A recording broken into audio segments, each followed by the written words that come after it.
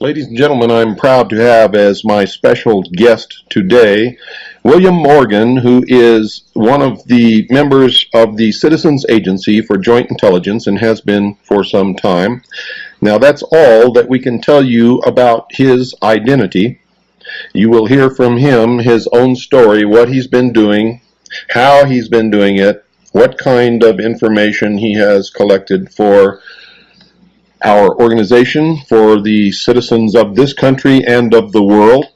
And we're going to talk about, well, I guess you just have to call it undercover operation. This man has been undercover for the Citizens Agency for Joint Intelligence, and I remember several episodes of the show before, sometime during the series that we call the Mystery Schools, which we've done, I believe, 19 hours of broadcasting covering that subject. I told you that we had infiltrated the lodge, the Mystery Schools, Mystery Babylon. In fact, we have not only infiltrated it once, but many times in this country and in lodges around the world. So the information that we're giving you on the Mystery Schools is not conjecture. It does not come from a bunch of people sitting around making up information. It comes from the books printed by the Mystery Schools themselves. It comes from our members who are actually in the lodge, and we double check everything that they bring to us. Please welcome to the hour of the time, William Morgan. Thank you, Bill. You can call me Will, and I really appreciate that gracious and honorable introduction. Well, we're certainly appreciative of everything that you've done. Tell us, Will, how long have you been associated with the Mystery School? For over 2 years now. I became a Mason in June of 1991. And what happened? I mean, how did you ever even know about Freemasonry? At first, before I was exposed to your information, I was under the impression, as most people are, that they were a philanthropic organization dealing mostly with charity or possibly even in some way associated with unions. And as most CAGI members have come to know, that is entirely not the case. Did you have friends who were Freemasons? Yes, I worked with somebody who was a Freemason, and I've come to find out that that is usually the most common way that a person is exposed to the craft as they call it. So they call it the craft amongst themselves. This is not something that the public is normally aware. What does the craft mean? What does that term mean? Well, they consider themselves craftsmen because they're building something. And there have been many organizations throughout history with the incredible similarities to the present modern cult of Freemasonry that have called themselves builders, common scenes. They've associated with themselves always with the erection of a structure or the building of something that people just do not understand. We've come to understand that what they are erecting is the New World Order, and they've been working on it for thousands and thousands of years. That's correct. Now, did your friend or friends try to proselytize you or talk you into joining the lodge? No, not at all. I must admit I did go to them, and I was not entirely aware of the nature of their organization or of what was in store for me when I became a member, or a brother, as they call it. Now, if you had not joined CAGI, would you still be sort of in the dark about the true meaning of Freemasonry, or do the members really learn the truth about the organization during their period of time there? Had I not joined CAGI, I would be as empty-headed and as trusting a sheeple as most of the Freemasons in America and across the world are today. They are not taught what the craft is about. They do not question authority at all. They, as a rule, and from my personal experience and observation, they obey the rules without question and to the letter. Now, a lot of people out there are going to wonder, and I know that Freemasons are going to bring this up, that if you didn't learn what you now believe that you know about the Mystery Schools in the lodge, how do you know that what you've learned while you become a CAGI member, how do you know that that is true? Well, because I can verify for myself. I can get up and check the facts and look again to verify what is going on about the Mystery Schools.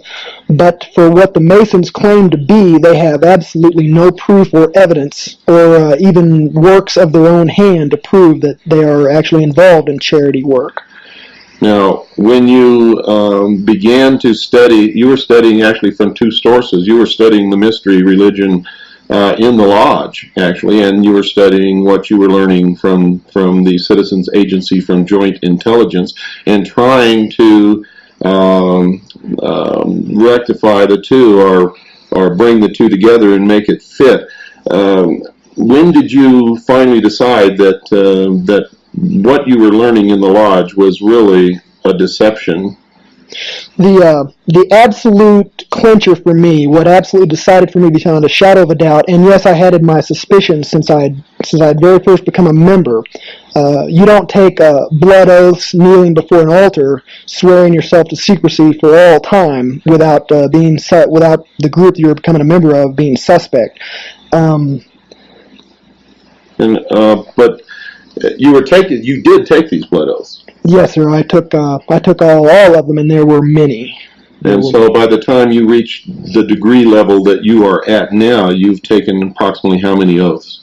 I don't even recollect. I know that there were over 24 oaths before you can even become a master mason in a Blue Lodge of Freemasonry, which is a bit like primary school for Freemasons.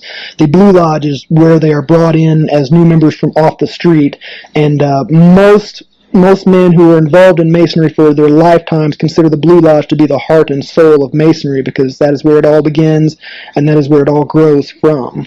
But isn't it true that many Masons never advance beyond the third degree and remain in the Blue Lodge forever?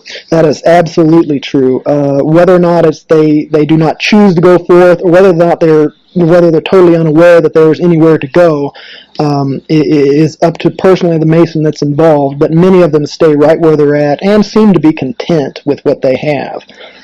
So these Master Masons who claim that they know everything about Freemasonry and that they've been a Master Mason for 20 years, do they really know anything? They know absolutely nothing. They have been completely deceived from the very first day they entered the lodge.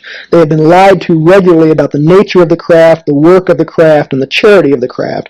My own lodge that I'm a member of considers its charity work for the entire last year to be the donation of $100, which is a little more than the dues yearly for 3 members. They gave $100 to a needy family, and through these very, very shallow and superficial acts, they consider themselves to be one of the greatest charity and brotherhood organizations ever to walk the face of the earth. A recent thorough investigation of the Shriners, who have literally made their reputation upon the fact that they contribute tremendous amounts of money to charity. But the investigation disclosed that of all the money they take in, less than 3% actually goes to any charity. Were you aware of that? No, actually I was not. I'm not a member of the Shrine, but I have been exposed to some of their numbers. I was hoping that it would at least be a little bit higher than that, because that says bad things about the Masons who are members of the Shrine. And as most people know, the Shrine is probably one of the largest quote-unquote charity organizations that there is. And one of the richest. But most of the money seems to go back into the lodge, or to the members, or to the retirement funds, or to the payment of the lodge officers. And this is something else people don't realize, that the lodge officers are paid and they have a retirement fund set aside for them. Is that true? Yes, that is true. Now, this doesn't apply directly to all officers of the lodge. I myself am an officer of the lodge that I was indoctrinated into, duly elected member. They operate in that kind of manner with elected officials that serve 1-year terms. But there is an exception to this rule, and that is the secretary and the treasurer. And the secretary keeps the books, and the treasurer keeps the money. And that points a very big finger as to where the true power in every lodge lies. Because these two gentlemen who held these offices usually hold them for years and years and years. And they're not elected, and they're not accountable.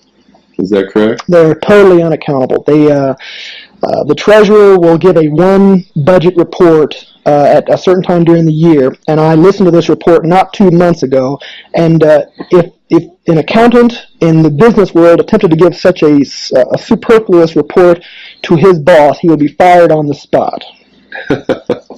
Now, just so our listening audience realizes that you're not just some yahoo who walked in off the street and went through the first degree and are now on a radio program trying to tell them you know something about Freemasonry. What is the level of your status or your degree, or how high have you progressed through the initiatory levels? It's not exactly something that any thinking individual would like to brag about, but I have shot like a rocket up the ranks of Freemasonry. Much like in America, excuse me, today, the Masons like to keep their members busy. They don't want to give them time to think about what they're doing, and they don't want to give them time to think about where they're going. They do this by ritual. All of Masonry is tied up in ritual, and you must memorize this ritual, and it is very, very extensive. Each office has its own whole slew of ritual to remember. But I worked hard. I've got a good memory. I rose through the ranks, and I'm now a 32nd degree Mason of the Scottish Rite of Freemasonry, Southern Jurisdiction, United States of America. And this is the same branch of Freemasonry that Albert Pike belonged to, that created the Ku Klux Klan, the B'nai B'rith, and the branch off the B'nai B'rith called the ADL, or Anti-Defamation League. Is that correct? Absolutely true. Albert Pike is considered to be a demigod among Freemasons, and actually a source of light all of his own. He took the Scottish Rite of Freemasonry, which did exist for some time before him.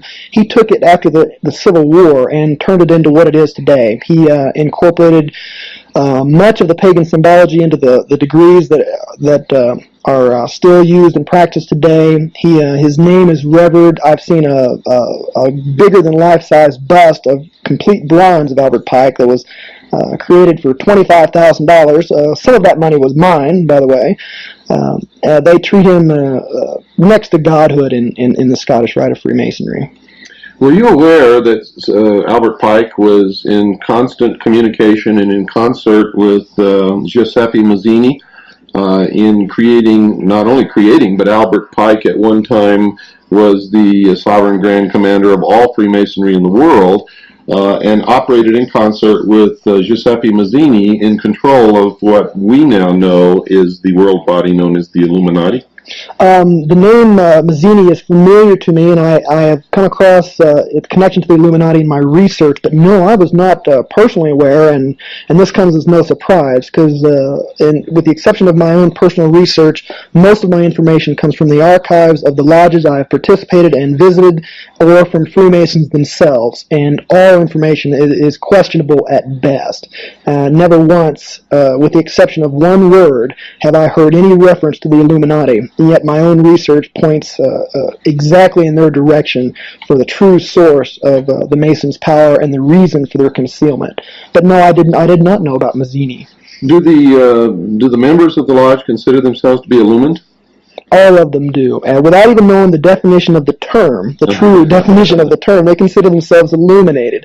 They go around, they have that secret little smile, and they generally talk, no, not generally, they always talk down about most of the other people in the world, and I've even heard grown men refer to fellow Americans, brothers, as profane, simply because they had not advanced through the ritual of Freemasonry. I remember a friend of mine who was a young man who was not a member of the lodge, but his father was, and he had a friend who belonged to another family who was not a member of the lodge, but owned a small business in town, and his small business was being destroyed by the members of the lodge simply because he was not a Freemason, and the business was going to members or lodge brothers. And he asked his father why his friend's family was literally being destroyed by his father and others who professed to be members of a fraternal organization existing for the benefit of the community. And his father told him, and I'll never forget this because it literally crushed my friend. His father told him this, quote, "If you are not one of us, you are nothing," unquote. Is this generally true? Is this the way Freemasons generally think about people who do not belong to their organization? I have personally seen Masonry interfere with family ties before, and yes, this is just how they look at the world. They consider the world to be profane, unilluminated, And this just goes hand in hand with the general attitude that is conveyed by all Masons, that they are on their road to their own form of godhood, and this manifests itself in severe racism. For all the people out there that may not be too familiar with Masons or Masonry, and this especially goes for members of minority groups who have often and usually continue to be excluded from Masonry, and especially for women, I am here to tell you that you are not welcome in the lodge. You never will be, and you never have been welcome to the lodge. This especially goes for blacks, in spite of the Prince Hall Masonry, which is the biggest joke and the biggest scam and the biggest insult to any single race I've ever seen, and especially for women. They do not want you, and they consider you totally ineligible and unable to understand what they do. You told me something the other night that I found just incredible. You said that you could go to any Prince Hall Lodge in any black community and the doors would be open to you and you'd be welcome. But if one of those members or brothers of the lodge or the Prince Hall Lodge came to your lodge and tried to come in and participate in the ceremonies or whatever you call them, what would happen? It wouldn't happen. It just simply wouldn't happen. I, as a Caucasian Freemasonry, can visit any Prince Hall Lodge in the country, and as far as I know, in the world. I can also visit any lodge, period, across the world. I've been told through my initiation that I am welcome in any lodge, but this just does not apply to blacks, no matter that. Even if the ritual that they go through, and I do not know this for certain, but I know it's similar, but even if the ritual were exact, even if the same form of quote-unquote illumination that they underwent was exact, they could not ever, and I sit in a lodge with Caucasian Freemasons. I've never seen a black Freemason sit in a lodge among Caucasians, and I don't think I will. Equal opportunity and affirmative action laws are just completely ignored and considered frivolous and a joke by all Freemasons. So the New World Order that they're bringing into being is going to be racist. Entirely. It has an Aryan background, and that is where it comes from. And that's been borne out by our research. Why then would the black community form their own lodges and support the bringing about of a New World Order that is going to relegate them back into slavery? And I might add, along with the rest of us who don't belong to this religion, and it is a religion, why would they participate in something like that? Well, as you've told me yourself, and most people will understand this, the world loves a mystery, and you can control the masses by dangling a secret like a carrot in front of their nose and promising them the answer to that secret if they just merely do what you say and work for you.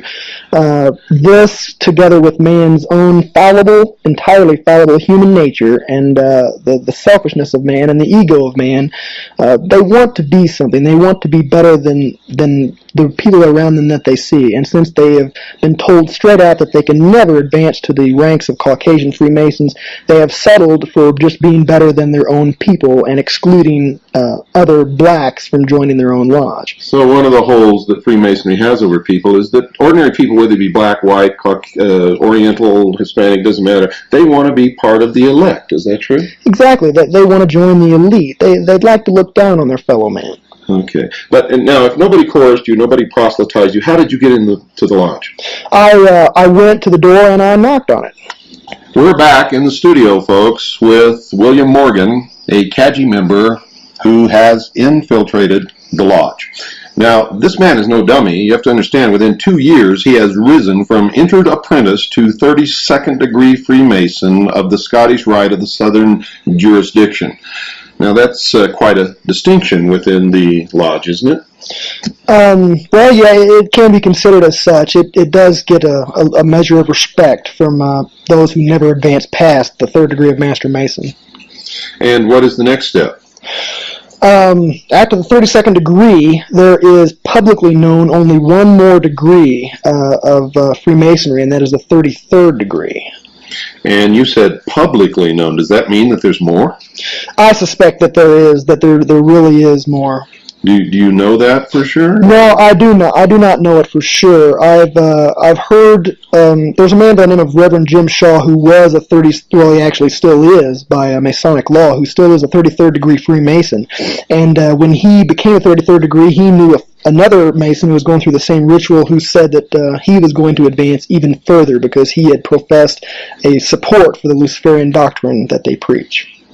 So what you have just said, this is coming from your mouth, a 32nd degree Freemason of the Scottish Rite. You have just said, I didn't prompt you, I didn't ask you the question. In fact, you just surprised me because I was going to lead up to this, but you just said the Luciferian doctrine. Can you explain that? I can explain that absolutely. Masons believe in light. It is a priority part of their entire ritual. Now, light to a Mason symbolizes knowledge and also intellect. And if you've paid attention to the Mystery School broadcast, you know who the patron god of intellect is. It is Lucifer. And in fact, his very name means the farrier or the bearer of light. Luce is Latin for light and fair for farrier. This is the true god of Freemasonry, and this is also, to my great shame, the god that I knelt at the altar before and swore my blood oaths to. But when you did this, were you aware that you were swearing your blood oaths to Lucifer and not to the God of the Christian Bible? Absolutely not. Everything about Masonry says and publicly says that their God is the same God as any God, the God of Hindus, the God of Arab, the God of Christians. But it's just not so. It's a lie and it's a scam, and all you have to do is study paganism, nature worship, and the mystery religions of Babylon to see who that real God is. So you have done this study on your own, and you've checked out the publications and the doctrines and the symbology within your own lodge, and you've arrived at the conclusion that the God of Freemasonry is who? The God of Freemasonry is Lucifer, who is actually Satan, cast from heaven for one specific reason, and that is because he, like many other Masons, sought to attain godhood in his own time. And isn't that really the goal of Freemasonry, is by their works they will become God? Exactly. It is a matter of works. Salvation has nothing to do with it. There is no repentance of sin, and in their minds, mankind was never separated from God, but is able to be an equal to or superior to God. Now, mind you, folks, I sincerely believe in the Constitution of the United States of America. This is not a religious program, regardless of what you may think you are hearing. And I'm not making judgment on any of this whatsoever. I believe that anyone has the right, under our Constitution, to worship at any altar that they wish to worship at. I do not agree with this Luciferian doctrine. I do not worship at that altar. The only thing that bothers me in the performance of their religion is that they are attempting to control and manipulate the rest of us into a one-world totalitarian socialist government with a one-world religion that we will all have to bow down to, with Lucifer or Satan as the head of that religion, actually incarnated in a human body. They intend to install Lucifer upon the throne of the world. Have you found any credence for this? I found great credence for this, and the best place to go to confirm this is just pick up the book Morals and Dogma by Albert Pike. He himself will state, number one, that Masonry is a religion, and number two, that Lucifer is involved. That is all I needed to confirm my suspicions, and it should be all that is needed to confirm the suspicions of all the other Masons that are out there wandering in darkness, thinking that they are living in illumination. So, most Freemasons, do they really believe that Freemasonry is a Christian organization? No, they really don't. They may themselves be Christians, and most in America are, but it is a strict rule and law of the lodge written into their own constitutions that no discussions or debates concerning religion or politics ever be brought into the lodge. They do not want your Christianity broadcast. They do not want it mentioned at all. In fact, I have a personal friend of mine who was a police officer in the lodge of which I'm a member, and when he was asked in whom he put his trust, he said the Lord Jesus Christ. And from that day forward, even though he's a law enforcement officer and vitally important to the New World Order, he has been ostracized, and he has been left out of many of the activities that got me to where I am in the craft today. And I do not think that he will be even allowed to progress any farther because of that. In fact, I think you told me the other night that that was the first time that you had ever heard the name of Jesus Christ mentioned in that lodge ever. And is that true? Absolutely. Or any other lodge, or any Masonic publication, or any writing, or even any words out of another Freemason's mouth. It is just not part of their vocabulary. In fact, I have very firm beliefs that the name itself brings actual pain to their ears.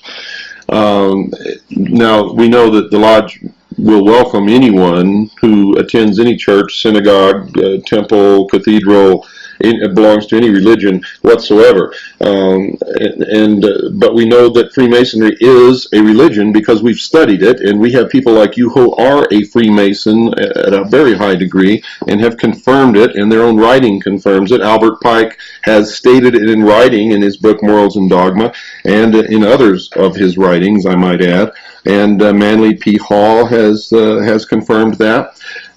So if Freemasonry is a religion, yet they accept members, people who go to other churches in the community, and many different religions that have doctrines that don't agree at all, how can they rectify that? I mean, how can you explain this? How can this be?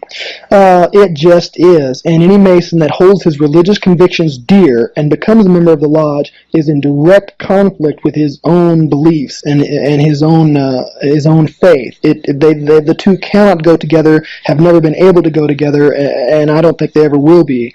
And I'd like to ask I'd just like to tell all of my brothers in the lodges out there, how can you possibly believe that Freemasonry is not a religion? You meet in a Masonic temple, you knelt at a Masonic altar with the Holy Bible, or in other countries a different holy book, the Quran or many other texts. You knelt there and swore your blood oaths in the name of a deity, and quiet respect is demanded in any and all lodges all over the world, just like in any temple. You have been living a lie, and if you don't wake up pretty soon, the New World Order will turn around and eat your lunch for you.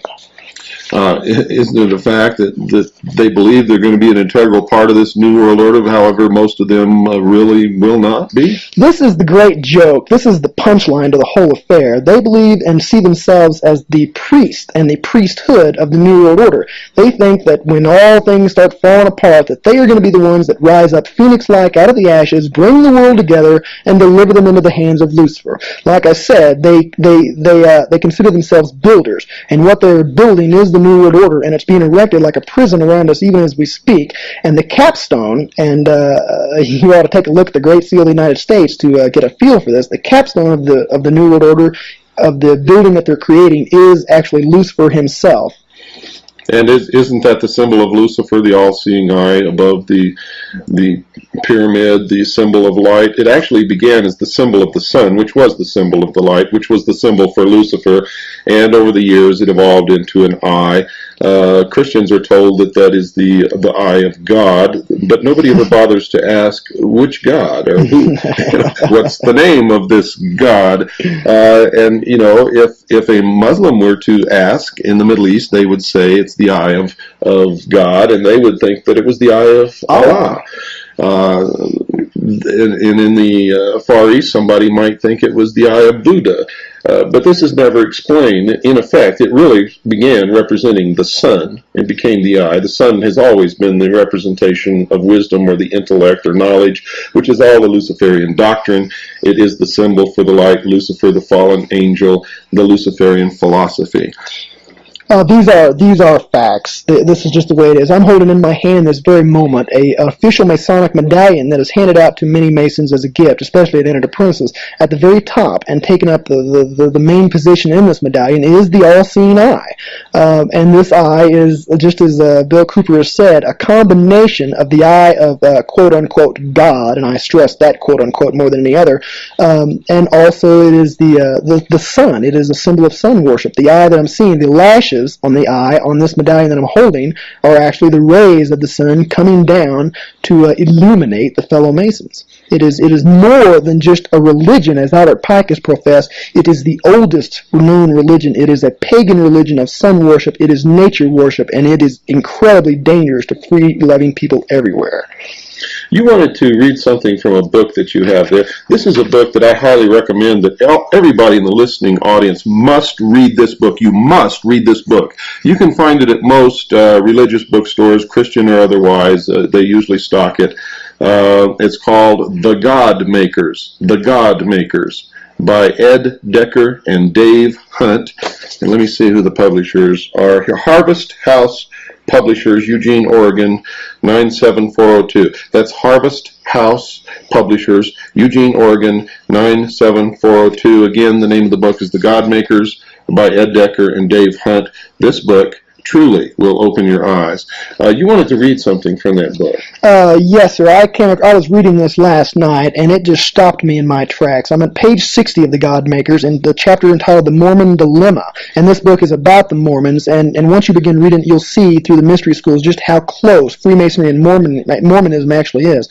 The subtitle of this part is called The Pagan Connection Again. I'll read it quickly. As C.S. Lewis and a number of other experts have concluded, there are only two religions in the world, Christianity and Hinduism, or paganism. One teaches that we are separated from the one true God by sin, and that God became a man to die for our sins. The other declares that men are not separated from God, but that each person has within himself the power to overcome evil and thus to become God, or at least a God with a small g. Hinduism, or paganism, embraces and absorbs everything except biblical Christianity, which is its only genuine rival. Although it uses Christian language to disguise its paganism, just as many Masonic lodges do, Mormonism is less Christian than it is Hindu. The basic dilemma faced by every Mormon is the direct result of its Hindu roots. In the Bhagavad Gita, Krishna declares that he comes forth to save the righteous and to condemn the sinners. This is exactly the opposite for the biblical Christ, who came to save sinners. The great complaint of paganism and all occult secret societies, of which I am presently a member, is that whereas one must be worthy to join them, Christianity deliberately embraces the unworthy. And to prove my worthiness to join the lodge, I had to go ask them to become a member. At the time that I joined, it was against the Constitution's bylaw, the Constitution of Masonry, I should stress, for any Mason to come to me at profane and ask me to join. And in effect, actually, isn't the Mormon Church just another branch of the old mystery religion of Babylon? It can be nothing else. They have 3 degrees. They have ritual that they adhere to. They are sworn to secrecy with blood oaths inside of a temple. They have a structural hierarchy that is in the structure of a pyramid, and all those that are initiated into this temple ritual seek nothing else but to climb the pyramid. The reward, the carrot that is dangled in front of their nose to keep them working hard, is that they will experience and attain godhood for themselves. And many of the rituals that are practiced in the temple are the exact same rituals that are practiced in the Masonic temple. I cannot personally confirm this, but the research that I am involved in at this time supports this, and also the research of experts who are far better and far more along in their work than I am totally supports this claim, and you should verify it for yourself. Absolutely. You know, the warning that we always give on this show: don't believe anything that you hear on this show or any other show or from the president or Dan Rather or anyone until you check it out yourself. One thing that I also want to make clear, that we have nothing against anyone. We have nothing against people who want to worship in the Mormon religion or the Catholic religion or go to a temple and worship Buddha. We believe in the Constitution, but we also believe that everyone should know what they're getting into. We also believe that if these people are involved in subverting the freedoms of others and bringing about a one-world totalitarian socialist government, which we have confirmed that they are, then it is our business and our duty to stop them. Bingo, Bill, and you've hit upon something that is a catch-22 for all Masons. Part of the blood oath says that you can never, and you must swear this on penalty of very painful and bloody death, that you will never, ever release any of the secrets of Masonry to a member of the profane, to somebody out there in the big world. But when you become a Mason, and as I did, I always ask questions wherever I go. I asked some hard questions, and I got nothing. There were no answers forthcoming. They looked me straight in the eye, and they said, "I can't tell you." How do you rectify what you're doing on this show with the oaths that you took saying that you can't do this? Well, we've discussed this, and I have had some personal dilemmas that I've had to face, but I genuinely believe that when they do not tell me the whole truth about what I'm getting into, in fact, when they deliberately mislead me and deceive me about what I'm getting into, that must totally invalidate the contract or the oath of which I've sworn. It just cannot be any other way. They have lied, and I have been honest, and I have been forthcoming to them, but they have not returned it as such.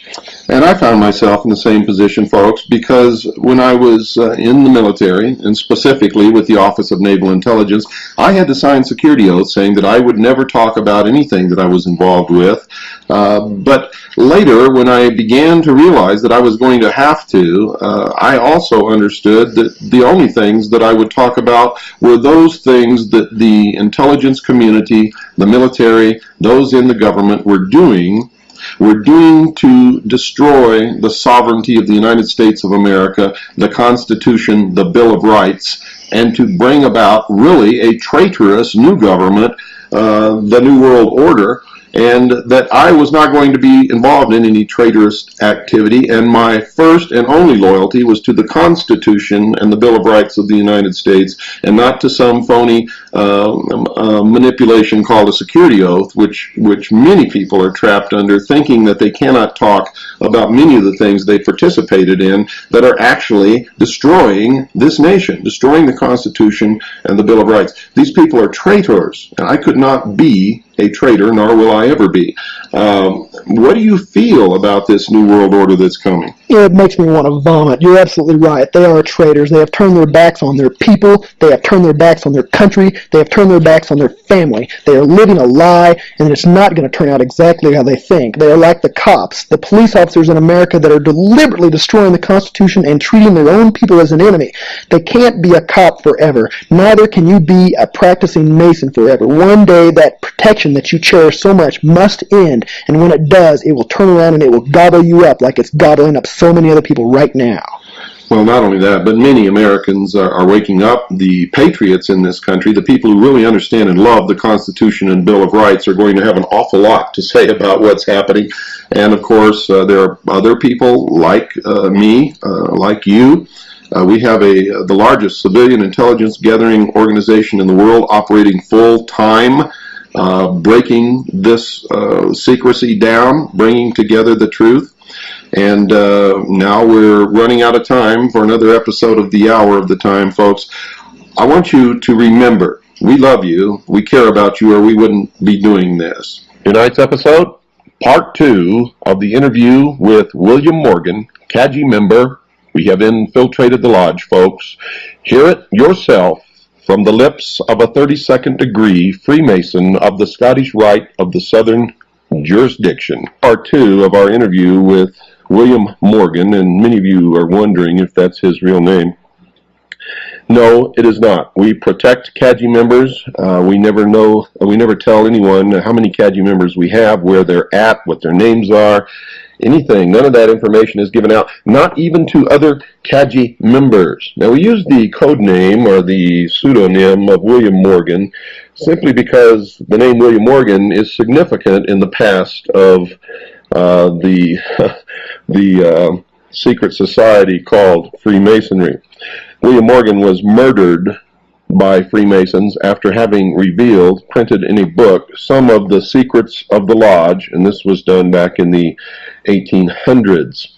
Of course, the Fraternity of Freemason denies that they murdered William Morgan. However, their version differs significantly from the official version and from the proof and the evidence that we have spent many hundreds of man-hours digging up. And one of these nights we're going to do a program just entirely on the murder of William Morgan. Will, welcome back to the Hour of the Time. Thank you, Bill. It's a pleasure to be here, and I'm really proud and happy to be here and doing what I'm doing. You know, I don't think a lot of people realize that you're risking your life by doing this. The oaths that you have taken, albeit because they were fraudulent, you thought that you were making an oath to the God of the Bible, and in fact you were making an oath to Lucifer, which nullifies those oaths, but they still, the Brotherhood, the Order, the Illuminati, the Freemasons, could still carry out the threat of those oaths, which is murder. Is that not correct? Absolutely correct. No matter what I may personally feel about or what common law or the actual law may view about those oaths as taken, the Masons that are involved consider them to be absolutely applicable to any transgression. And they have been enforced, and the bloody punishments that are part of the oaths have happened to Masons before, and they will happen again, I'm sure. Now, you are what degree? Let's get that out for the people in case we have some new listeners tonight. What degree are you? I am a 32nd degree Freemason of the Scottish Rite of the Southern Jurisdiction of the United States. And what is the official title of that degree? The official title is the Sublime Prince of the Royal Secret, and that is not only the title of the degree, it is also the title of the ritual that the degree is conferred to. And just to show you how important that is, after going through the ritual and getting the degree conferred upon me, I could neither remember anything sublime or even remember what the secret was that they told me. Why is it that you couldn't remember the secrets of the degree? Well, that's a bit of a long story, and I won't go entirely into it, but it started off, the day I was conferred, began at 6 o'clock in the morning, and they just rushed through it. There was no memory work to do, as in the Blue Lodge, where a person has to memorize the ritual and then give it back. You just sit there and receive in an audience-like capacity. And when it came to swearing the oath, you merely held up your hand and said, "I do." You also did take that oath kneeling on one knee, as you did in the Blue Lodge. Now, we talked yesterday after we recorded the last program that aired, I believe Friday, on WRNO, and this will air on Monday on WRNO. It will air at a different date on WWCR. So if you're listening on WWCR, don't let these dates confuse you. But we talked, and I asked you specifically if there was a part of Freemasonry where you raised your arm to the square, and what was your reply? Yes, there is a part where you raise your arm to the square. The first time I remember doing that action was in the 2nd degree when it was conferred upon me. You raise your right hand as if you're swearing in. Actually, it is exactly the same position as if you're swearing in a court of law. Your left hand is placed flatly upon the Holy Bible or whatever holy text that, depending on the lodge you're in, and your right hand is held at a right angle with the arm extended, and an actual square, like an engineer square, is held around the elbow of the arm. You're swearing in a square within a square, so to speak, as the ritual says. Now, if a Freemason were speaking in front of a group of what Masons call the profane, would it be fair to state that if the speaker stated something about when he raised his arm to the square, that this could be a recognition signal to notify other Freemasons in the audience that he was indeed a Freemason? Knowing what I know, I could hardly see it as anything else. There's no square involved in any other oath swearing ceremony that I've ever heard of, ever, not in a court of law. Only a square is involved in Masonry. It's one of the primary tools that are symbolically referred to in all the ritual of the Blue Lodge. Now, many of you have heard this statement made by someone that you all listen to, and I want you to make that connection for yourselves. If you can't make that connection for yourself, then there's no need to telling you any more about it anyway. Let's get into some of the ceremonies. How does this start? It begins in the Blue Lodge with the first degree of entered apprentice, and it goes up, and you've actually traversed 32 degrees of initiation. Are there side roads off of this? Yeah, well, it's a bit difficult. The Blue Lodge is where everything begins, and the Blue Lodge where Mason is initiated at is called the Mother Lodge from that time after, in specific reference to him personally. Now, once you get past the 3rd degree, become a Master Mason in your Blue Lodge, you are able to hold an officer, or hold a chair as an officer inside the lodge, and you can spend up to 10 years going through the chairs and becoming an officer. But after that, you can either go to the Scottish Rite or the Yorkish Rite. There's a fork in the road of Masonry, and the Scottish Rite is by far the most popular and undoubtedly the most powerful. Now, the York Rite has 7 degrees. Is that true? True. The highest of which being the Knight Templar degree. For all those people out there who think that the Knights Templar are in no way associated with Masons, you're dead wrong, and you haven't done your homework. In fact, the Knights Templar, when they first began as an organization on the Temple Mount in Jerusalem, were not an order commissioned or ordained or approved or even recognized by any church, much less the Catholic Church, but were, in fact, an order of the mysteries. They began with 7 degrees, and the 7th degree was the highest degree. And later, as they added degrees, when the Knights Templar were persecuted and in fact, many of them were put to death. Others were driven into hiding in other countries. And in some of the countries, they just changed their names and continued the order.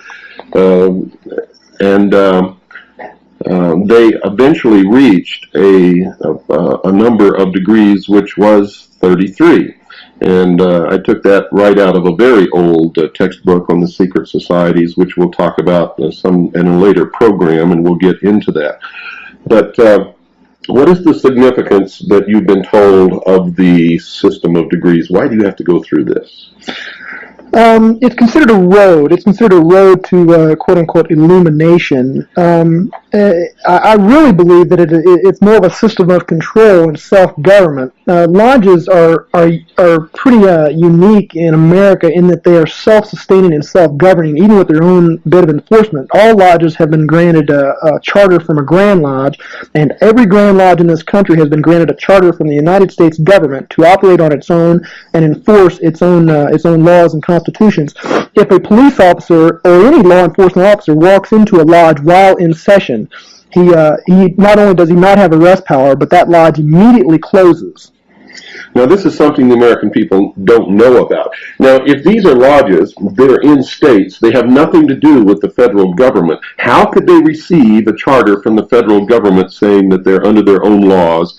And how could it be the law enforcement officer would not have the authority to arrest or any of his other authorized duties in a Freemasonic lodge? It beats the hell out of me, Bill. It's really a bit of a contradiction in terms. You have a government that has actually gone out and given government-type status to a completely and secret and I think subversive organization right under its own nose.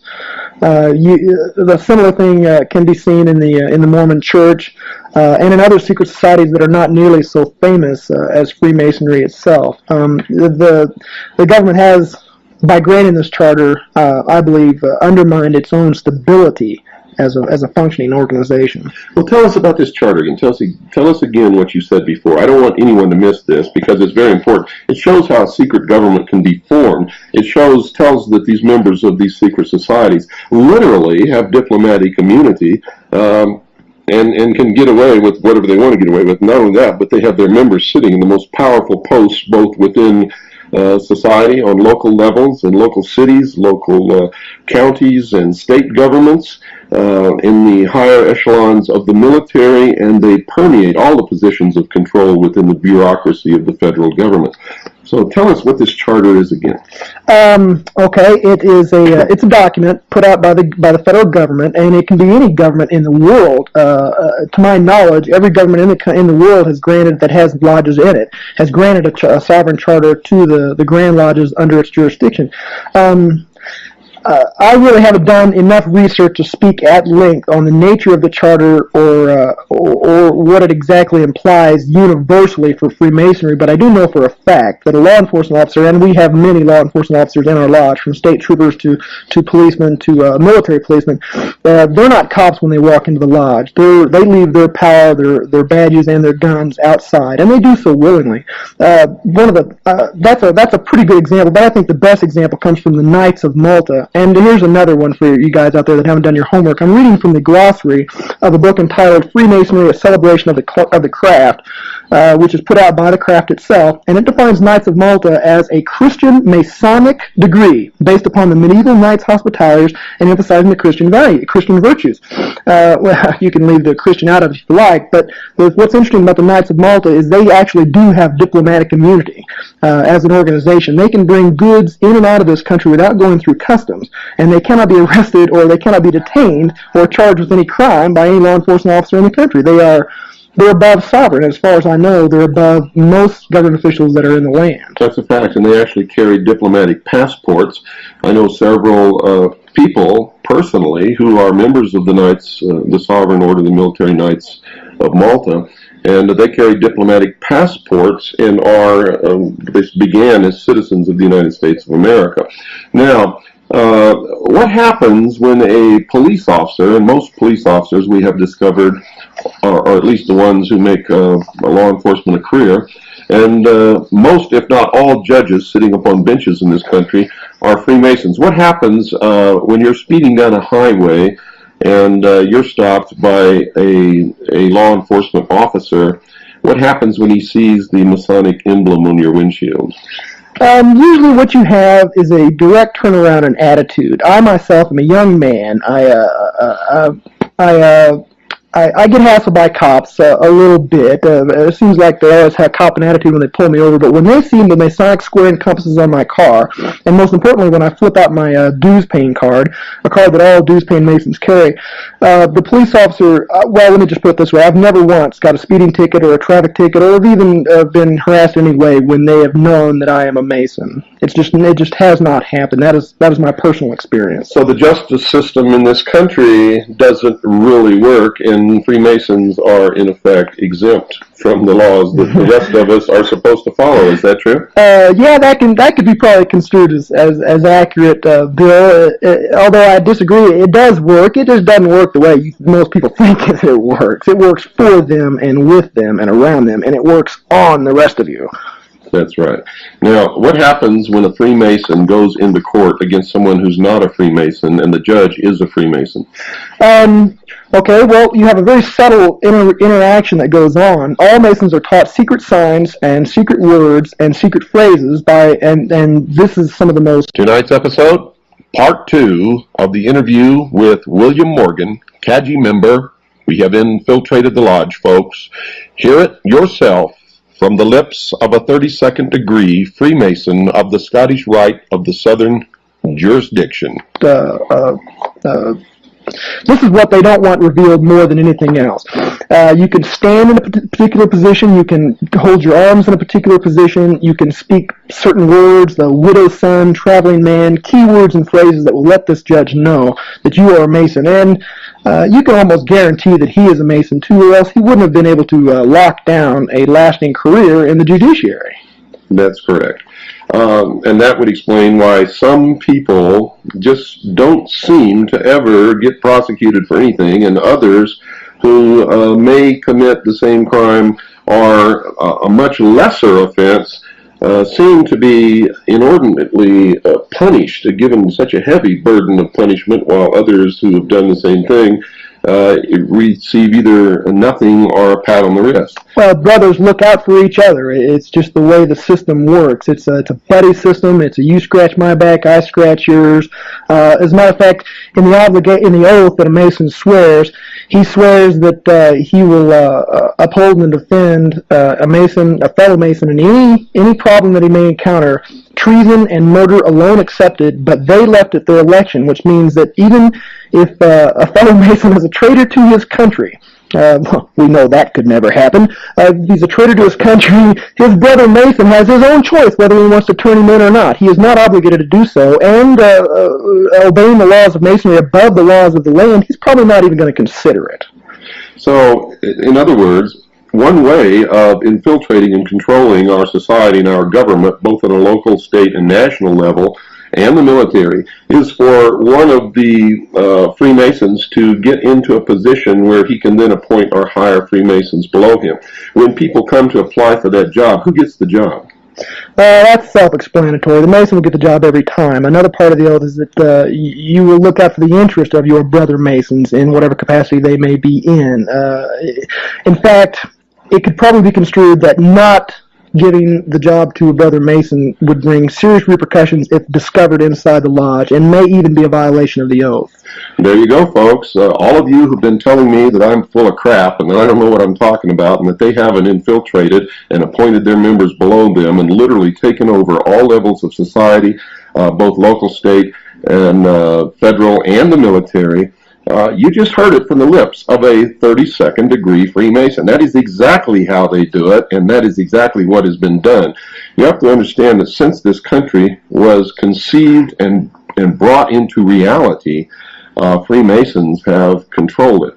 And their goal always, from the beginning, was to bring about a one-world totalitarian socialist government. Our forefathers knew full well the foibles of human nature.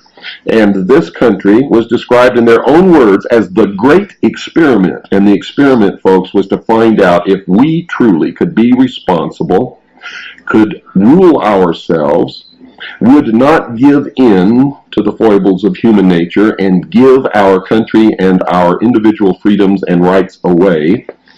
But they knew when they did it that that's exactly what would happen, because they were probably the best at understanding human nature of anyone that I've ever read. And I've read all of their writings and letters and works and the Federalist Papers and everything else that they've done. And they knew full well that this people would give away what they built. And they knew that if we could be responsible, if we would not be apathetic, if we would not cave in to the desires of socialism, to the weaknesses of human nature, that this would have been the New World Order. We have failed, not them. They gave us every chance, folks. So don't get mad at our forefathers. Would you concur with what I've just said? I couldn't argue with you, and I wouldn't want to start an argument with you, Bill. I have heard higher-level Masons refer to the United States in their writings and in person as a Mason nation. It is erected by them. If you look at the signers of the Declaration of Independence, if you look at the forefathers, you'll see who was involved at the very beginning of this thing. And I'm not saying that all our forefathers are bad or evil. They certainly are not. They created the greatest nation ever known to man. But some of them were Illuminati, and there's no denying that. The course that they set us upon was in the end self-defeating for us. Okay, folks, don't go away. We've got to take our break. I'll be right back with William Morgan after this very short pause. Creedence Clearwater Revival, before you accuse me, you better look at yourself. Boy, does that apply on this program. You Freemasons out there, all members of all the secret societies that are subverting the Constitution of the United States, the Bill of Rights, I call them cockroaches. I don't know what the rest of you call them. But that's what they are. They claim to be looking for the light, but every time you turn the light on them, they scurry under the sink, run for cover. It occurs to me that I need to tell you folks out there something. This young man who's on this program is a member of the Citizens Agency for Joint Intelligence, and there are literally hundreds of brave men and women all over this country and the world who are gathering information, bringing the truth out into the open. We are all working for freedom. It is the largest and most successful civilian intelligence gathering organization in the world. And our goal is freedom, to preserve freedom in this country, the United States, preserve the Constitution and the Bill of Rights, because it's the last bastion, the last wall between us and freedom, and try to institute freedom in all of the rest of the world. That's our only purpose, our only purpose. We are in support of freedom for all peoples everywhere. This young man on this show has risked his life to tell you what he's telling you tonight, and if his identity were ever to be discovered, he could be murdered by the secret societies that he is revealing. He is one of my heroes. Most of the people in Kaji who are helping us to do this, most of them working in intense secret, in dangerous situations. We have people who have infiltrated satanic organizations and are feeding us the information on their rituals and who they are and what they're all about. And the instant that they were to be discovered, they would be murdered. You don't seem to understand that this organization that I built, the Citizens Agency for Joint Intelligence, is vital to the freedom of the United States of America and to the world. The governmental intelligence agencies are in the control of the secret societies and are not working on our behalf and never have been, folks. I hope you understand that. Let's go back to Will. You've got something in front of you, and I believe it's a list of Freemasons throughout history that people would recognize their names, and if they don't readily recognize their names, they could go to any reference book and find these names and their biographies in any library. Would you like to tell our listening audience who some of these people are? Yeah, there's some really names that you'll really recognize here. But before I do, let me thank you, Bill Cooper, for reminding me that my brothers might murder me just for telling the truth. Here's one: Colonel Buzz Aldrin, Simon Bolivar, Omar Bradley, Edmund Burke, Richard Byrd, Kit Carson, Walter Chrysler, Buffalo Bill Cody, Ty Cobb, Winston Churchill. The list just goes on and on. Gordon Cooper, Edwin Drake, Jack Dempsey, Cecil B. DeMille. You know, you mentioned Winston Churchill, and one of the things that that the listening audience does not know is that not only Winston Churchill was a Freemason, but so was Harry Truman, and so was Mr. Stalin. So when they had their meeting at Yalta, here was three 33rd degree Freemasons deciding the fate of the world. And for all of you who couldn't figure out why they made the decisions that they made at Yalta that so screwed up the world, now you know. Please continue. Huh? Thanks, Bill. Yeah, they should have just held that Yalta meeting in a lodge and been a bit open about it. Okay, here's some more for us. Duke Ellington, Henry Ford, Benjamin Franklin, Clark Gable, John Glenn, Gillette, Richard Gatlin, inventor of the Gatling gun, Samuel Gompers, Prince Hall, Manly Palmer. Joseph Guillotine, who invented the guillotine. We'll be seeing more of that later. Oh boy, there's just simply not time. Edgar Hoover, Sam Houston. Oh. For those of you who did not understand his reference to, we'll be seeing more of the guillotine later, when the New World Order actually succeeds in taking control of the world, executions will be public, and the secret societies believe in blood atonement. In other words, you can only atone for your wrongdoing by your works or by the shedding of your blood atonement. So in these public executions, there will have to be the maximum amount of blood. Public executions will be held as a object lesson to the rest of the population, not to oppose the New World Order, for it is the most terrible, terrifying experience to see someone literally beheaded, is intended to cow everyone else, and will be, in fact, a ritualistic sacrifice to the god of the secret societies, who we all know now is Lucifer, also known as Satan. Yeah, Bill, it just dawned on me just what a fun guy you really are. Here's a short list of presidents of the United States who have been Masons: George Washington, James Monroe, Andrew Jackson, James Polk, James Buchanan, Andrew Johnson, James Garfield, William McKinley, Teddy Roosevelt, William Taft, Warren Harding, Franklin Roosevelt, Harry Truman, Lyndon Johnson, Gerald Ford, and I also know for a fact that George Bush is a Mason and that Ronald Reagan was made a Mason on sight. Like I said, the list just goes on, and these are not even a partial fraction of a percent of the famous Masons that have existed throughout history. Well, John Wayne was a Freemason, wasn't he? The Duke was a Freemason, absolutely true. And, we're not in any way belittling the accomplishments or the contributions to society of any of these people. We just wanted to let you know that this covers all areas of society, all levels of society, all occupations, and that many famous people whom you all recognize have been or are members of these secret societies.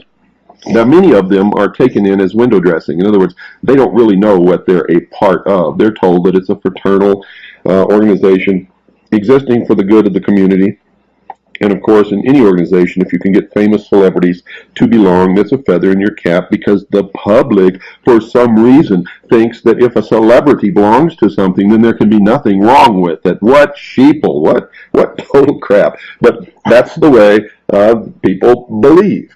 That's absolutely true. Most of the celebrity names that I mentioned in this list are there just simply as window dressings to give a good appearance to the craft, but some of them absolutely are not. And I'm reading still from this book published by a Masonic Publishing Company, and it states that Joseph Smith, founder of the Mormon Church, was absolutely and undeniably a Freemason. Did you find Giuseppe Mazzini in there? Yeah, I sure did. I should have done my homework. It's Giuseppe Mazzini, 1805 to 1872, Italian patriot.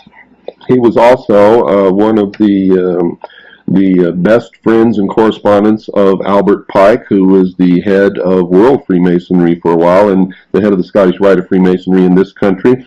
He established, with others, the Ku Klux Klan, the branch of Freemasonry known as B'nai B'rith, which the ADL operates out of. And the ADL, folks, for those of you who don't know it, are under intense investigation now for spying upon agencies and departments of the United States government and police departments, and actually stealing records and passing them on to the secret societies and to the state of Israel. So you'd really better wake up out there, and don't give me this stuff that it's the Jews, that it's the blacks, that it's this, it's that. It's not. It's not. Ordinary people like you and me, I don't care what their skin color is, I don't care what their religion is, are just like you and me, and all they want to do is live in peace. There are elements and organizations and people. Tonight's episode, part 2 of the interview with William Morgan, CAGI member. We have infiltrated the lodge, folks. Hear it yourself from the lips of a 32nd degree Freemason of the Scottish Rite of the Southern jurisdiction, belonging to all the different ethnic groups, all of the different religions, all of the different organizations, corporations, governments, anything that you want to name belong to these secret societies. The Jews have been used as scapegoats throughout history. The Freemasonic organization and the secret societies in general are racist. They believe that the races, the white Caucasian races in Europe, Germany, England, are the superior race, are the real Israelites. They are the ones who have orchestrated and brought about the state of Israel. They are the ones who maintain the force of Zionism active in the world. The Mormon Church is a great part of this.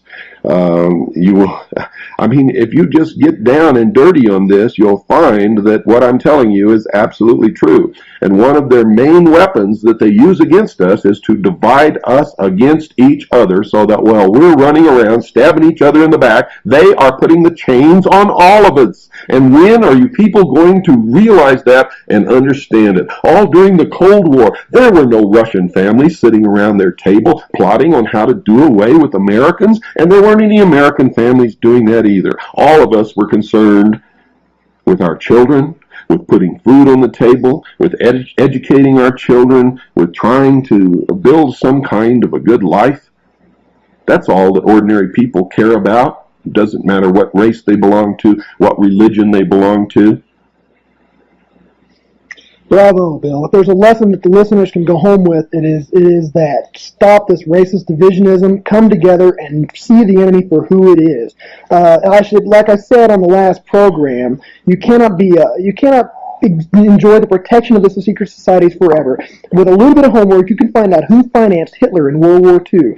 And anybody that knows history knows that as soon as Hitler got to where he was at in power, who did he initiate a pogrom against? It wasn't just Jews. He got rid of all the Freemasons who were the window dressing in Germany and in Austria, who put him where he was at and protected his interests. He zapped them. He nuked them. They were gone. They joined the Jews and the Gypsies in the concentration camps, and they were never heard from again. And to this day, many German Freemasons wear a small flower on their lapel in remembrance of that tragic event.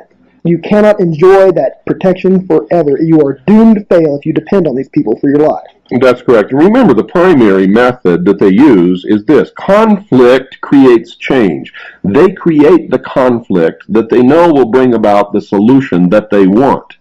They get it to appear as if the people are screaming for the solution, and then they give it to them, something that the people would never have accepted in the first place. But remember, conflict creates change. They believe in the Hegelian principle of conflict resolution. You have a thesis, an antithesis, and the clash of these two creates the solution to the problem which they've been aiming for all along. Now, you also have to understand that controlled conflict creates desired results are change.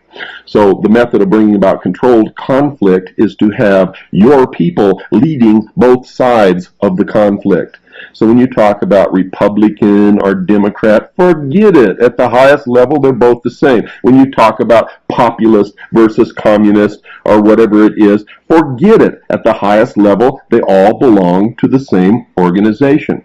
When you look around in the Patriot movement, remember, most of the leaders in the Patriot movement are on the same side and belong to the same organizations as the leaders of the secret societies that are trying to destroy this country. The conflict between the two, which they are trying to create now, will ensure the destruction of the Constitution, the Bill of Rights, and then they will step forward with the answer. 1,000 years of peace under the United Nations. But you're going to have to make concessions to get it. You're going to have to give up your freedoms, your individual rights. But they will protect you. If you buy that, folks, you are indeed a fool. Does this confirm what you've discovered in your quest for the truth? It certainly does. It is history repeating itself with empty promises of nirvana and utopia on earth that has never come true, and you always have to be the one to pay for it. Always. It's just, these people do not believe in a fair fight. They do not join a race that they have not fixed. They don't take those kind of risks. Okay, you've got about 10 seconds. If you had the ability to say something to the American people and to the world, what would it be? It would be to wake up, folks. Look, you've got an enemy out there. They're coming together, and there's a convention of Southern Baptists that have come against the Freemasons, meeting in Houston in 15, 16, 17 of June of this year. I suggest that you look into that. That's right, folks, and good night. Thank you, Will, for being our special guest and for putting yourself in danger for all of the rest of our freedoms and for freedom of the world. I, for one, appreciate that. You are my hero. Good night, and God bless you all. I'm William Cooper, and you're listening to The Hour of the Time. Tonight, episode number 21 in our series on the Mystery Babylon, and the third hour of interview with William Morgan. Welcome, Will, once again to the Hour of the Time. Thanks, Bill. It's a pleasure to be here.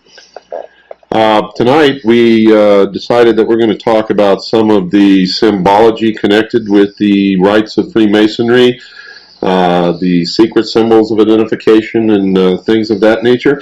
Wherever you want to start, go right ahead. Okay, well, all the important symbols and passwords are incorporated into the first 3 degrees. The handshake, I think, is the most widely used Masonic symbol. It consists of an ordinary handshake, except the thumb of the person who is a Mason goes onto the third knuckle of the right hand of the person he's shaking hands with. If you've ever shaken hands with somebody and they seem to have a funny grip, or possibly even, I always thought it seemed kind of feminine to me because the hand just wasn't strongly wrapped around your hand when you're shaking hands with somebody, you can have a pretty good idea that they're trying to feel you out and see whether you're a Mason like they are. The first 2 degrees, that was the hand grip of the 3rd degree. The first 2 degrees are the same, except first degree, the thumb goes on the first knuckle, and the second degree, the thumb goes on the second knuckle. But those are very, very rarely used. And in the Master Mason, or the 3rd degree, the thumb is on the 3rd knuckle. That's correct? Yes, sir. And how would you reply to that if you were, in fact, a Freemason? You do the exact same. It becomes a combined grip, and your thumb is on his 3rd knuckle, and his thumb will be on your 3rd knuckle, and you can't miss it if somebody tries to slip you this handshake. So it's not really a true handshake in the sense of the word that most people have learned to shake hands. You don't have a full grip of the other person's hand, but rather you just have a sort of a loose grip on their fingers, and your thumb is either on the 1st, 2nd, or 3rd knuckle, and you're sort of digging with that thumb to try to get a reaction to see if the other person is indeed a Freemason. and at what level? That's true. That's true. And if they do not respond as such, the person will withdraw his hand quickly. But if he's not sure, he'll seem to kind of extend his grip just a little bit to kind of give you a chance to return the sign. They call it a sign. Now, besides the handshake, what other signs or signals are used to identify one Freemason to another? The most subtle one, and the one that you often have to look out for in public places, is how a man stands. The position of his feet will be a dead giveaway. Most people stand in just a leisurely position with their feet pointing outward just slightly. But a Freemason will stand with his feet in an exact square at a right angle, heel to heel. This is the step they call the step of a master mason. The step of an entered apprentice, a first degree mason, is where the feet form a sort of T with the heel going to the cup of the other foot, and the second degree is an inverse of the third degree with another square being formed. So, if you see someone standing in a room with their two heels joined together and their feet forming a perfect right angle or a 90-degree angle, you can pretty much bet that that's such an unnatural stance that is a dead giveaway that that person is a master mason. Unnatural and uncomfortable, I might add, to anybody who's stood that. You're forced to stand like this when you become initiated. And also when you return the ritual, you have to do memory work and memorize the ritual and then give it back before you are raised to the sublime degree of a master mason. It's a dead giveaway because nobody stands like that naturally. It's just not a comfortable position to stand. And why would someone stand like that? Would they do that in a room full of strangers to let other Freemasons who might be in the room know that it's okay to come and have some kind of a fellowship with them because they're a Freemason? I myself have stood just like that for that very purpose. Because it's just noticeable. It's a way of broadcasting who you are and talking to the rest of the world without the rest of the world being able to interpret what exactly you are saying. In other words, if you're not a Mason, you might look over and say, boy, that guy's kind of a nut. Look at the way he's standing. Whereas a Freemason would say, that's a brother of the craft. I'm going to go and to meet this fellow. Absolutely, that's generally the way it works. Most people just aren't aware of all these signs and symbols incorporated into the craft, but a Mason lives and breathes these things. Every time he goes to lodge, he takes on this position. He does the hand signals. He usually gives the handshake to his fellow brothers just to keep in practice. These things are so much a part of Masonry and of Masons that they spot them wherever they go. Okay, so we know the handshake, we know the heel-to-heel in the right angle.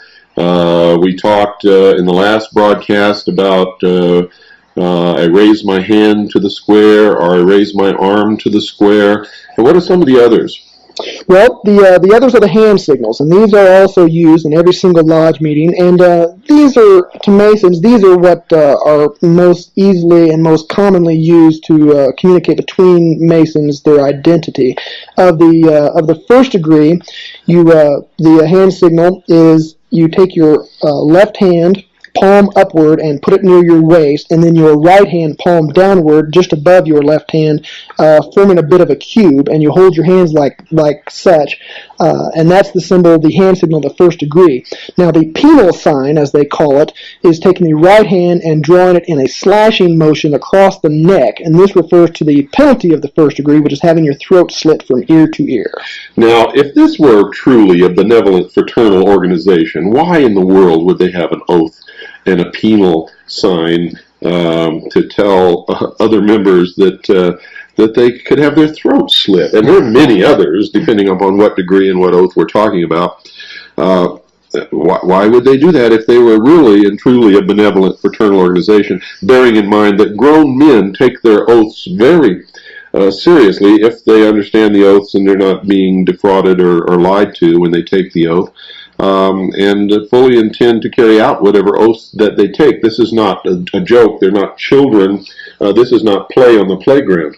The question answers itself. You're absolutely right. This is not a joke. In fact, it's deadly serious. These are the heart secrets of the majority of the craft. Even though they're not illuminated brethren, even though they don't really know what's going on around them or what they're doing, they have sworn to keep these secrets above all else, because this, if a non-Mason or a member of the profane knows these secrets, he can just walk right into a lodge and sit down and be exposed to everything within. I hope you're listening, folks. Now, just for the benefit of our listeners or someone who may have just tuned in, are any of your fellow brother Masons out here who may be listening? Now, you took the oath, but you're revealing the secrets. Why are you revealing the secrets if you took the oath? Because I took the oath under a fraudulent contract as such. I was told that it was a benevolent organization, that it dealt with charity, that it was arranged around God. All three of those things are bold-faced lies, and I can prove their falsehood. In fact, anybody can prove their falsehood with just a moment's bit of research. There are many more reliable sources than I for information that you can go to find out the true nature of this craft, and many religions in the world, including the Baptists and the Mormons, have condemned Freemasonry as being exactly what it purports not to be. It's not benevolent, it's not charity organized, and it's not centered around God. Well, it's funny that you mentioned that the Mormons have condemned Freemasonry when they carry out the exact same rituals that are carried out in Masonic Lodge in their temple ceremonies. And most Mormons are indeed, as was Joseph Smith, members of the Masonic Lodge. Our research shows that the public statements of the Mormon Church are often, and I mean often, contradictory to their true beliefs and what they really practice in their daily lives within the temple. They are, in fact, a secret society, a secret organization that practices the same rites as the Masonic Lodge within their temple, and have the same goal, and that is that the practitioners of the religion of the Mormon Church will, in fact, become God. And that is, of course, what the other secret societies, and we're talking right now, the Freemasons, they're really all the same organization. They're working toward becoming God. It is. It's a quest after godhood, and all I can say about the Mormons, and there are many, many similarities to Masons, is that a pagan is a pagan is a pagan. It's nature worship. They believe in the laws of the universe as being what they have to answer to, and if you know these laws, you can manipulate the populace. It's elitism at its very best. Now, let me ask you this for the benefit of our listeners also. Many people write me letters and say, hey, my dad or my uncle or my cousin or my friend is a Freemason, and I've asked him about these things, and they've told me that it's not true, that it's all a lie. Will Freemasons lie to hide the truth? Every single time, if the truth will give away what they don't want to give away. In fact, I've been lied to by brothers in the craft that are allegedly or supposedly teaching me and instructing me in what goes on. If they told the truth, it would scare away their members, and it would end up in universal condemnation of what they're doing. No reasonable and moral person could possibly subject themselves to such bloody oaths and to such total secrecy. Not only that, but the oaths themselves, they're sworn to secrecy. So if you were to ask them to tell you the secrets or the truth about the practices, the rituals, the true religion of the Masonic Lodge, they are sworn not to tell you. So therefore they would have to lie. And the only reason that you are telling is because you discovered that the oaths that you had taken and the purposes for which you thought the Masonic fraternity was organized, it just is not true at all. So therefore, everything that you participated in under fraudulent conditions. That is exactly true, and as such, I don't consider myself to be bound by those oaths because I was lied to before I entered into those oaths. This is common law. This is the law of many lands. It also makes perfect common sense that both parties have to know what is going on in all terms of the contract before they can be held accountable for their deeds within that contract. That's correct.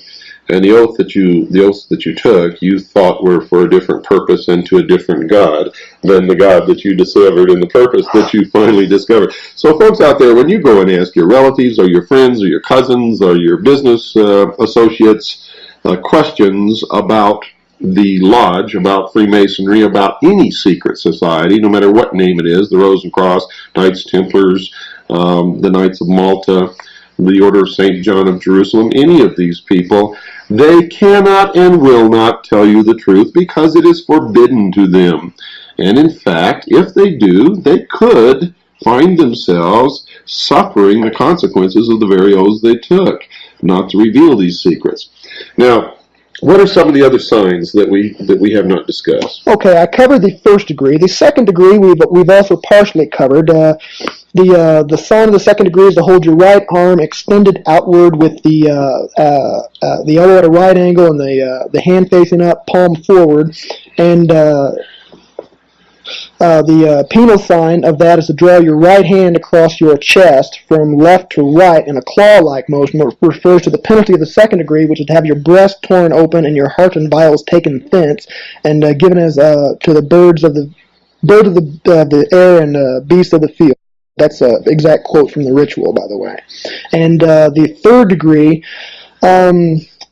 consists of both hands palm down, extended outward at the waist, and then to draw the hand across the waist from left to right, which refers to have your body torn in twain, which is the penalty of revealing the secrets of the third degree, is to have your body torn in twain and the parts carried north and south. That is, again, a direct quote from the ritual. So the first one is the recognition signal, and the second is what you call the penal sign. Yes, that's true.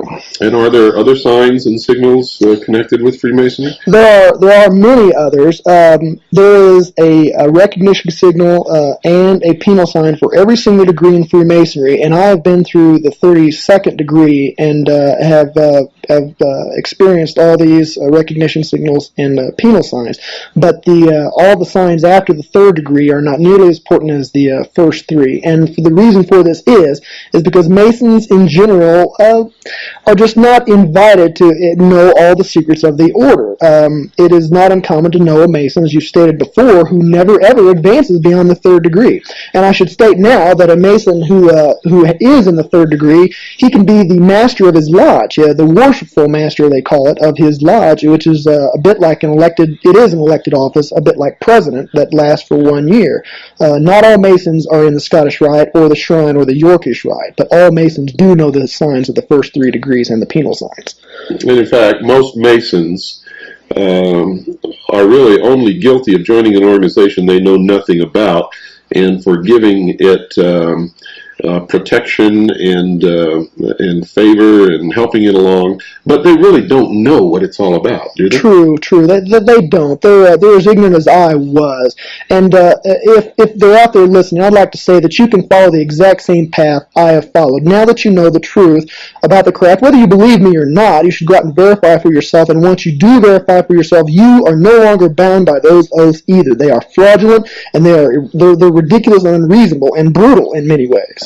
Not only that, but once you do know about it, you are no longer innocent, but you are, if you don't do something about it or leave the lodge or do as this young gentleman is doing, help us to relieve ourselves from the yoke of these secret societies who are planning on stripping us of our freedoms and our rights. If you don't, then you are a fellow conspirator and are just as guilty as those who have always known. And you better understand that, because I'm telling you right now, patriots in this country are getting fed up. And the purpose of this show is to prevent bloodshed. We want to wake people up and do something about this while we can, legally and lawfully, because folks, there will come a day when people will not take it anymore, and they will take weapons in hand. Unfortunately, we can see it coming. Anybody with half a brain can look around and talk to people and see that that day is going to come, because nothing's getting better, it's only getting worse. And we don't want that to happen. That's why we're doing this. That's why I've dedicated my life, and that's why I've suffered so much in my life to try to wake people up, is to prevent that kind of thing. And they are dead set upon seeing their dream come true, aren't they, Will? They have dedicated their lives, their labors, and indeed their entire faith to this. And you have not exaggerated or overrated the problem at all. This is dangerous, people. These men mean business. The Scottish Rite themselves have taken a public stance totally in support of public education by the government. Now, all you need to do is look at how screwed up your schools are, and then turn around and look how screwed up your kids are, and you've got a big, rich organization out there with incredible political power and widespread influence that is supporting this current failed system. This is just one isolated example. If you are not part of the solution and you have even been just a teeny bit exposed to the truth, then you are part of the problem. That's correct. And we know that public education, conducted and supervised and organized and funded by the government, is one of the planks of the Communist Manifesto, written by Karl Marx and Frederick Engels. And why would Americans ever support such a thing? The strength of our educational system before it began to self-destruct was that it was always handled, funded, and governed, and maintained, and approved, and everything else on a local level.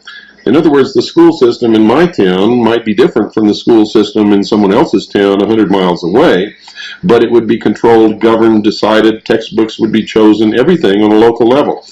Our schools did not begin to self-destruct until the state got into the school system, and then the federal government began to poke into it, and specifically when teachers' colleges funded by the Carnegie, the Ford, and the Rockefeller Institutes began to change what they taught teachers to teach children.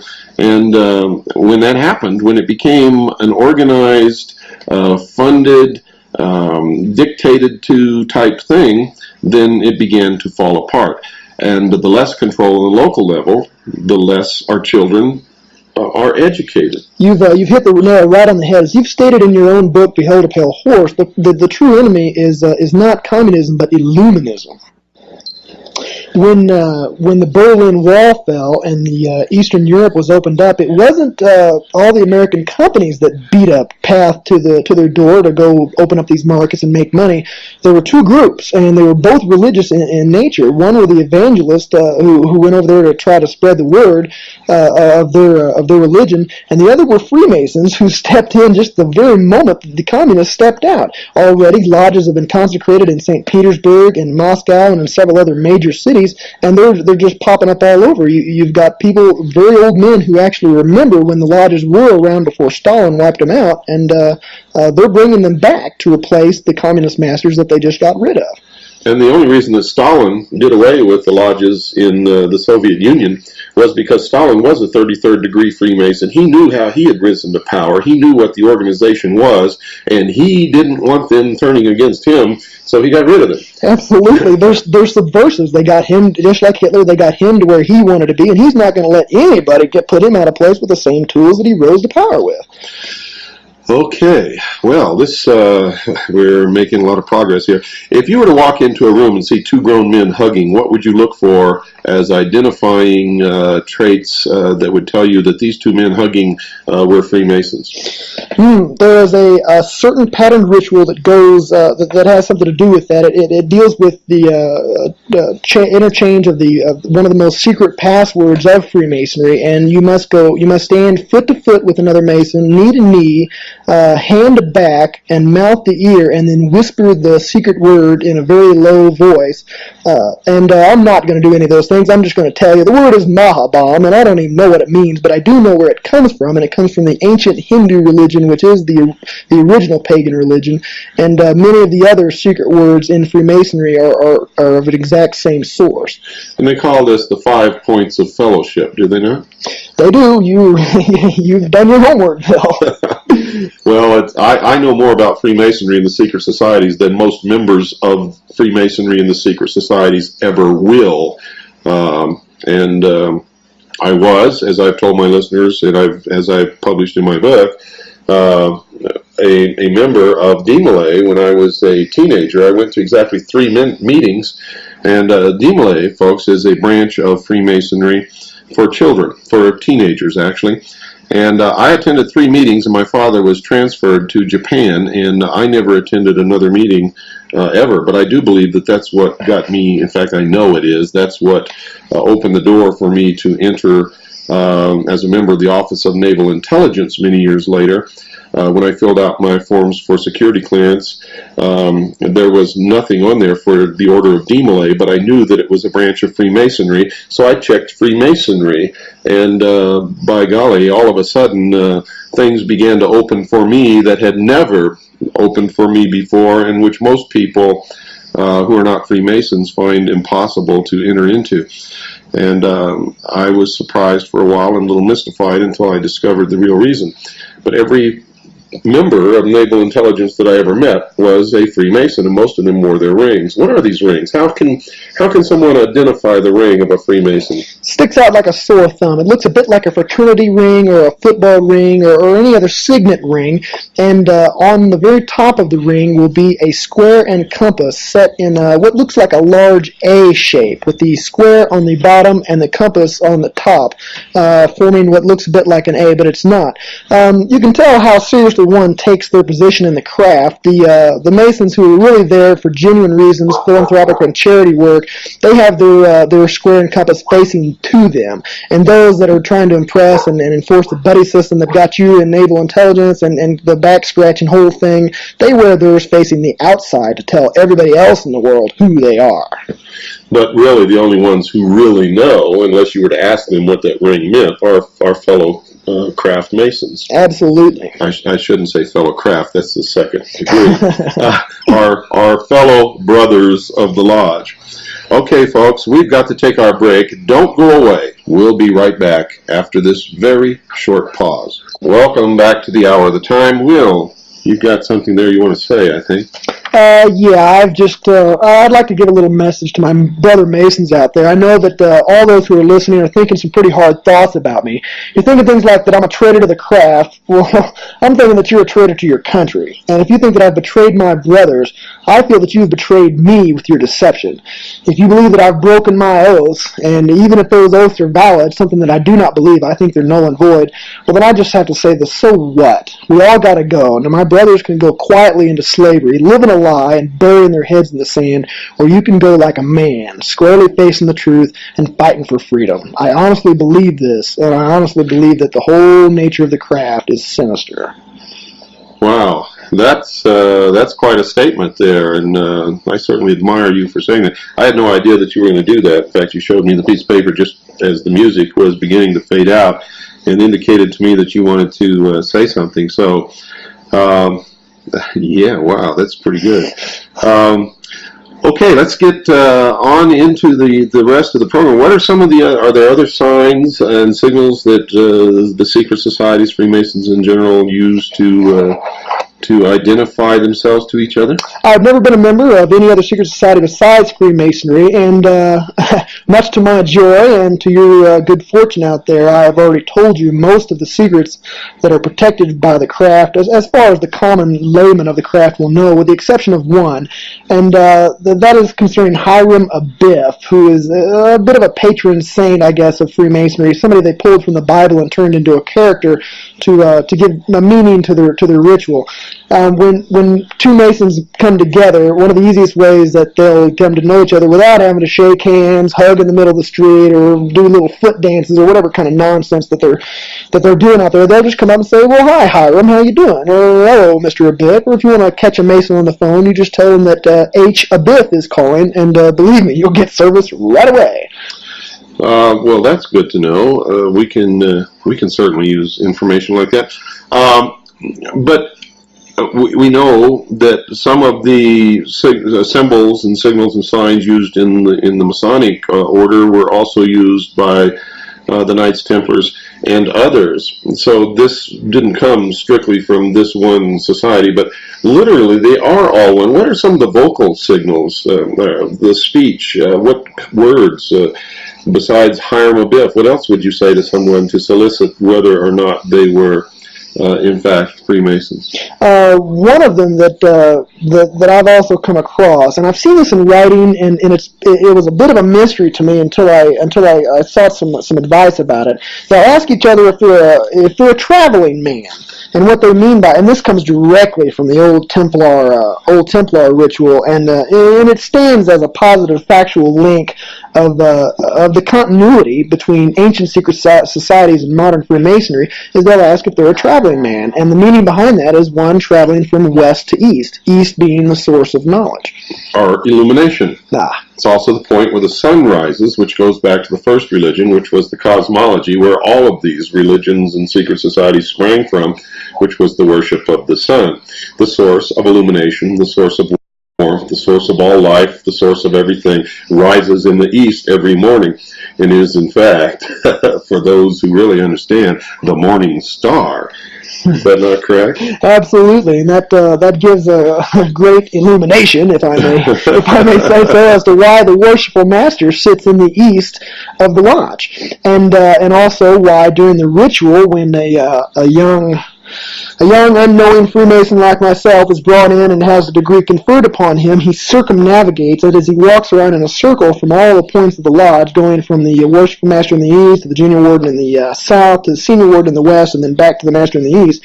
He is traveling as the earth travels around the sun in a circle of worship, and it might even be a direct reference to Solomon's circle. And if you've told me yourself, Bill, about the traveling man, that too has been used by communists, hasn't it? Yes, in fact, anybody who knows anything about the Internationale, or the secret society known as the International, the Internationale, the Communist Party, the International Socialists, Socialism, if you studied them, the same passwords are used by them. All of these organizations are one. Socialism stems from the mystery schools. That's where it comes from. You'll find that most of the mystery schools preach the tenets of the Communist Manifesto, written by Karl Marx and Friedrich Engels, whom, by the way, just wrote it. They were the hacks who fronted for it. They did not make it up. It came out of ancient documents and an ancient philosophy. And the password is the same. Are you a traveling man? And that's how communists identified themselves to each other from cell to cell and country to country, and kept their business secret. And I got that straight out of the files of the Federal Bureau of Investigation in their investigations of the International, the Communist Party, International Socialism. They're all the same. Freemasonry, the Knights of Malta, the Rosencross, they're all the same organization, folks. And remember, one of their tenets is, and in fact, Adam Weishaupt said this: the strength of our order lies in its concealment and in its many different names, appearing under many different names and many different occupations, sometimes even appearing to oppose ourselves. But at the highest levels, they're all the same, because they use the system to coerce the people to go along what they want. If they want to change something in a certain direction, they'll look at the population, the society, the problems that exist, and they will intentionally foment a problem in order to get the people to cry for an answer to that problem, which will be the direction that they want to take that society into. They will create two opposing groups. At the top of these two opposing groups will be their people, so that it's a controlled conflict, bringing about a controlled resolution or a desired end. You guys better wake up to this. I'm telling you, you better wake up to it. You better pay attention to what you're hearing here. You better realize that this young man sitting next to me is a hero. He's risking his life to bring you this information, as are many other people operating out of the public eye. You may never, ever in your life know who they are. They're working to save your freedoms for you. And sometimes I have to sit back and watch it. Why are we all doing this? Why am I doing this? Why is he doing this? Why are all these people doing this when most of you out there sit back and do nothing? I have people write me letters and say, I don't want to be in your mailing list because somebody might get your mailing list and they might know who I am. I've had other people write and say, what is that that symbol that's over your name when you sign your name on your documents? That's the sign of something evil, and I don't want to be a part of your organization. That's fine with me, folks. To tell you what that is, for those of you who are interested, that's a chop. It was given to me as a gift by the head of the accounting department of the last college where I was the executive director. She was Chinese, went home to Hong Kong for Christmas, and brought that back for me. That's the way the Chinese people sign their name. It literally means the director, the boss. And I've used it ever since because I like it, and I liked her, and it was a gift. And it personalizes my signature. It means nothing more or less than that. But you are right in asking, but you are wrong in assuming and making assumptions. You're also wrong in hiding. I want you to read my lips. New World Order. There's no place where you can go and hide unless you can get off this planet. And forget about aliens bringing all this stuff about. The only people you have to fear are humans. And being afraid is not going to solve our problems because fear itself is a weapon that they use against us.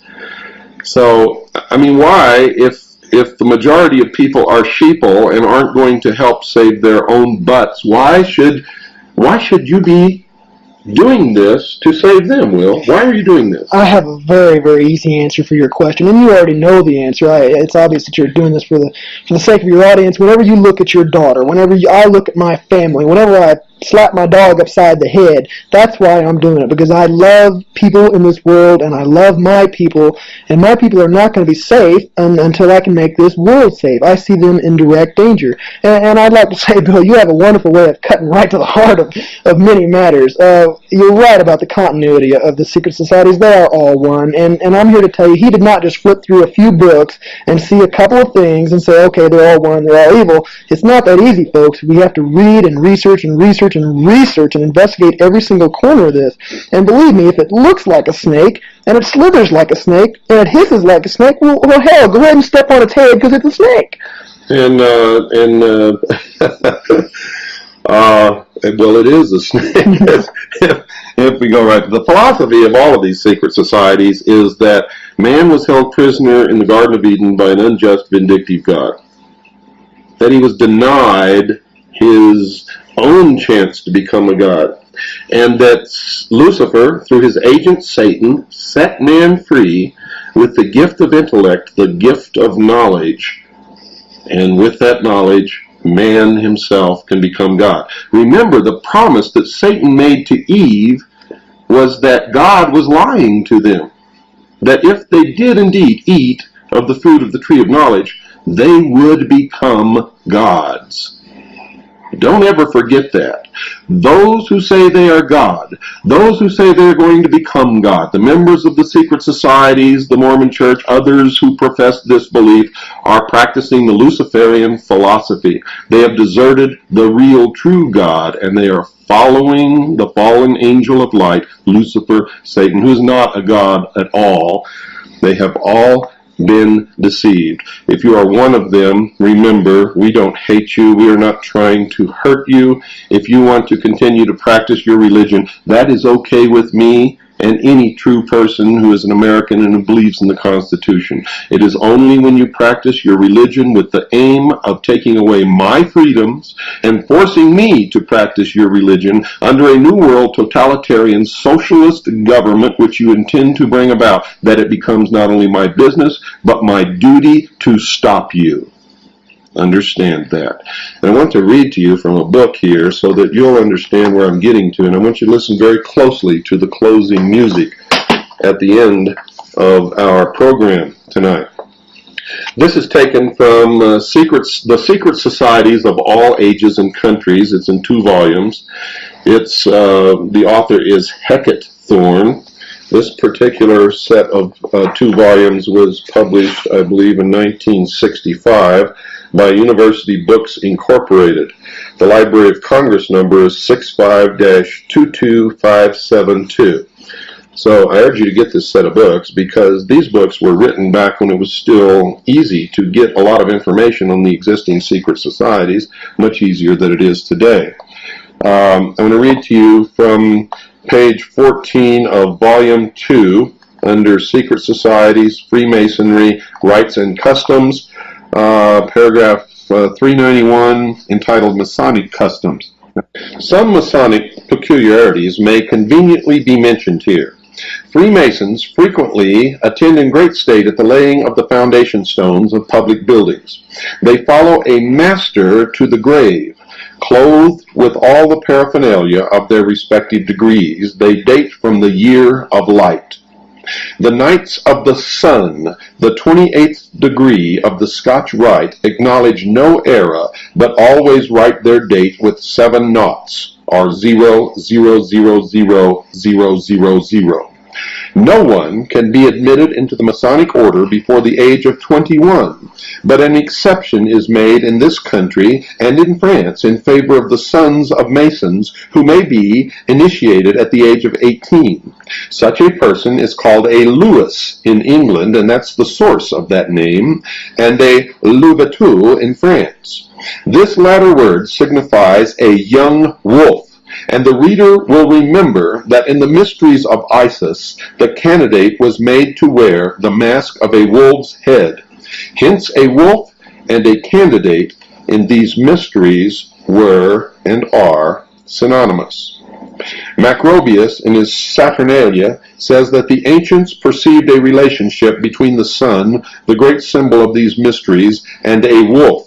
For as the flocks of sheep and cattle disperse at the sight of the wolf, so the flocks of stars disappear at the approach of the sun's light. We have seen in the account of the French workmen's unions that the sons of Solomon still call themselves wolves. The adoption of the Louveteau into the lodge takes place with a ceremony resembling that of baptism. The temple is covered with flowers, incense is burnt, and the godfather is enjoined not only to provide for the bodily wants of the newborn member, but also to bring him up in the school of truth and justice. The child receives a new name, generally that of a virtue such as veracity, devotion, beneficence, and the godfather pronounces for him the oath of apprentice, in which degree he is received into the order, which in case he should become an orphan, supports and establishes him in life. Now the key words here, folks, that I want you to remember and pay very close attention to when you hear the closing theme or the music that closes this program tonight is this, and I'm going to quote directly from it. Quote, Macrobius in his Saturnalia says that the ancients perceived a relationship between the sun, the great symbol of those mysteries, and a wolf. For as the flocks of sheep and cattle disperse at the sight of the wolf, so the flocks of stars disappear at the approach of the sun's light. Now remember in chapter 1 of my book, Silent Weapons for Quiet Wars, there is a quote of these people who have declared a silent quiet war upon the American people using silent weapons that goes like this. Quote, a nation or world of people who will not use their intelligence are no better than animals who do not have intelligence. Such people are beasts of burden and stakes on the table by choice and consent. Unquote. In other words, cattle. I prefer to call them sheeple, the sheeple of the world. And of course, if they are the wolves, then you are the stakes on the table if you are indeed one of the sheeple. Well, that takes us almost up to the mark. Will, I want to thank you once again, and since this is the last program that we're going to be doing together for quite a while, I'm going to give you the next 30 seconds to tell the people out there, the sheeple, what they should hear. Thank you, Bill. There's only one message for the sheeple of America, and that is, bah. As for my family, I love you. And we're out of time once again.